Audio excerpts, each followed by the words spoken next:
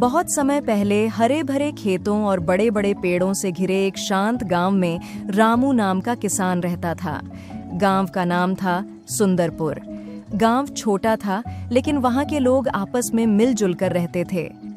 सुबह होते ही हर घर से चूल्हे का धुआं उठता, बैलों की घंटियां बजतीं और बच्चे खेतों के किनारे खेलते दिखाई देते।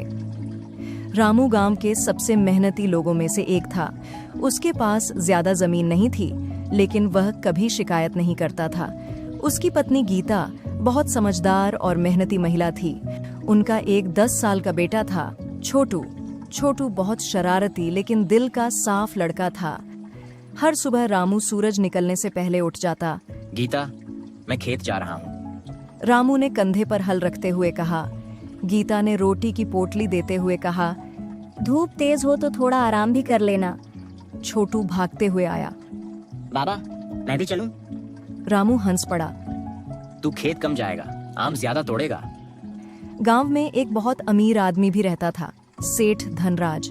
उसके बड़े बड़े खेत, नौकर और पक्के मकान थे, लेकिन उसका स्वभाव अच्छा नहीं था। वह गरीब लोगों को नीचा दिखाता था। एक दिन गांव की चौपाल में लोग बैठे बातें कर रहे थे। गोपाल बोला, इस बार बारिश अच्छी हुई तो फसल बढ़िया होगी। तभी धनराज हंसकर बोला, फसल मेहनत से नहीं, पैसे से होती है। रामू शांत बैठा था। उसने धीरे से कहा, सेठ जी, खेत में पसीना भी बहाना पड़ता है। धनराज ताना मारते हुए बोला, तुम गरीब लोग बस मेहनत की बातें करते रहो। गांव वाले चुप हो गए।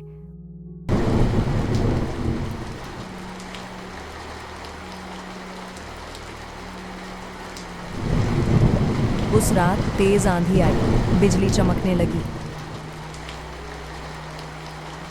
बारिश इतनी हुई कि कई खेतों में पानी भर गया। सुबह जब रामू खेत पहुंचा तो उसकी आधी फसल बर्बाद हो चुकी थी। रामू जमीन पर बैठ गया। हे भगवान, अब क्या होगा? गोपाल वहां आया और बोला, रामू, हिम्मत रख, सब ठीक होगा। रामू उदास आवाज में बोला, घर चलाना मुश्किल हो जाएगा भाई।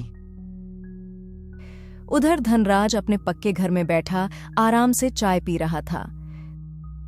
कुछ दिनों बाद गांव में खाने की परेशानी बढ़ने लगी। कई गरीब परिवार परेशान थे।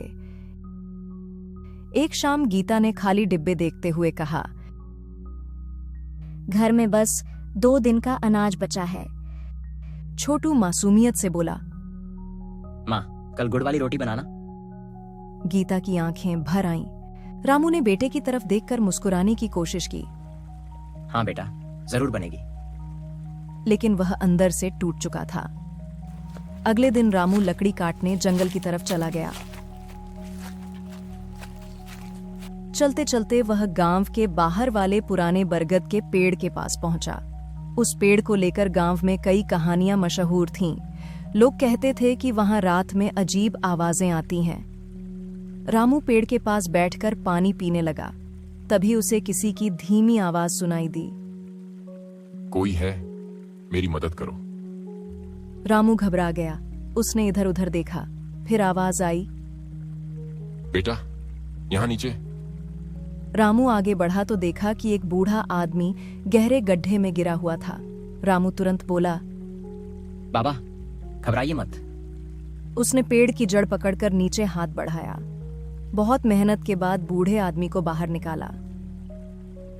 बूढ़ा आदमी कांप रहा था। बेटा, अगर तुम नहीं आते तो मैं मर जाता। रामू बोला, कोई बात नहीं बाबा, इंसान इंसान के काम आता है। बूढ़े ने पूछा, तुम कौन हो? मैं रामू किसान। बूढ़ा मुस्कुराया। तुम्हारा दिल बहुत साफ है। फिर उसने अपनी जेब से एक पुराना चमकदार सिक्का निकाला। इसे रख लो। रामू पीछे हट गया। नहीं बाबा, मैंने मदद इनाम के लिए नहीं की। बूढ़ा बोला, ये साधारण सिक्का नहीं है, जब मुश्किल आए तब इसे देखना। इतना कहकर वह धीरे धीरे जंगल की तरफ चला गया। रामू को बात थोड़ी अजीब लगी, लेकिन उसने सिक्का जेब में रख लिया। रात को छोटू खेलते खेलते वहीं सिक्का देखने लगा। अचानक सिक्का हल्का चमकने लगा। छोटू डरकर बोला, माँ, ये देखो। गीता भी घबरा गई। रामू ने सिक्का हाथ में लिया। तभी जमीन पर एक निशान जैसा उभर आया। छोटू उत्साह से बोला, बाबा यहाँ खोदो। रामू ने फावड़ा उठाया और मिट्टी खोदने लगा।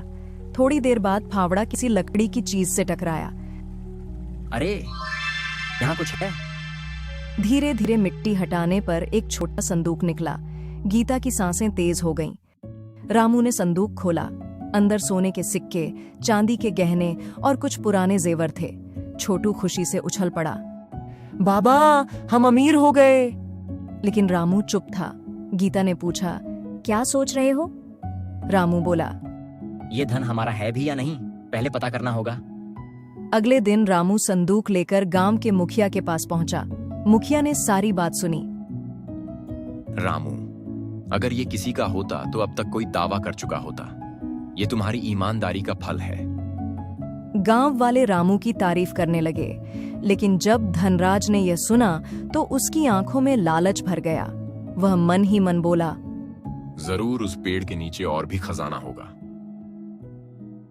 उस रात धनराज चुपके से बरगद के पास पहुंचा। उसके साथ 2 नौकर भी थे। धनराज बोला, जल्दी खोदो। नौकर डरते हुए बोले। सेठ जी, रात में यहाँ अच्छा नहीं लगता। धनराज चिल्लाया। चुप, खजाना मिलेगा तो सब अमीर हो जाओगे। वे लोग जमीन खोदने लगे। अचानक तेज हवा चलने लगी। पेड़ की डालियां जोर जोर से हिलने लगीं। एक उल्लू जोर से बोला। नौकर डरकर भाग गए। धनराज अकेला रह गया। तभी उसका पैर फिसला और वह सीधे कीचड़ में जा गिरा। उसकी सोने की चेन और पैसों की थैली गड्ढे में गिर गई। बचाओ, बचाओ। सुबह गांव वाले वहां पहुंचे। गोपाल हंसते हुए बोला, सेठ जी, खजाना मिला। धनराज शर्म से सिर झुकाकर खड़ा रहा। रामू ने उसका हाथ पकड़कर उठाया। धनराज की आंखों में आंसू आ गए। रामू, मैंने हमेशा तुम्हारा मजाक उड़ाया, लेकिन आज समझ आया कि इंसान पैसे से नहीं, दिल से बड़ा होता है। उस दिन के बाद धनराज बदल गया। उसने गरीब किसानों का कर्ज माफ कर दिया। रामू ने भी अपने धन का सही उपयोग किया। उसने गांव का टूटा कुआं ठीक करवाया, गरीब बच्चों के लिए स्कूल बनवाया।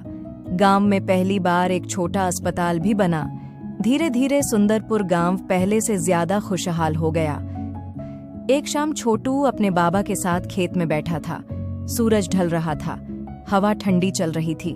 छोटू ने पूछा, बाबा, अगर आप चाहते तो बहुत बड़ा महल बना सकते थे, फिर आपने गांव पर पैसा क्यों लगाया? रामू मुस्कुराया। बेटा, अकेले खुश रहने में मजा नहीं। असली खुशी तब मिलती है जब पूरे गांव के चेहरे पर मुस्कान हो। छोटू ने मासूमियत से पूछा, तो क्या अच्छे काम करने से भगवान खुश होते हैं? रामू ने आसमान की तरफ देखते हुए कहा, भगवान तभी खुश होते हैं जब इंसान इंसान की मदद करे। छोटू ने खुशी से कहा। मैं भी बड़ा होकर आपकी तरह बनूंगा। रामू ने बेटे को गले लगा लिया। दूर खेतों में हवा चल रही थी। गांव के बच्चे खेल रहे थे और सुंदरपुर गांव में अब हर तरफ खुशियां थीं। कहानी से सीख, ईमानदारी, मेहनत और दूसरों की मदद करने वाला इंसान कभी गरीब नहीं होता। लालच इंसान को नीचे गिराता है, लेकिन अच्छाई उसे हमेशा ऊंचा उठाती है।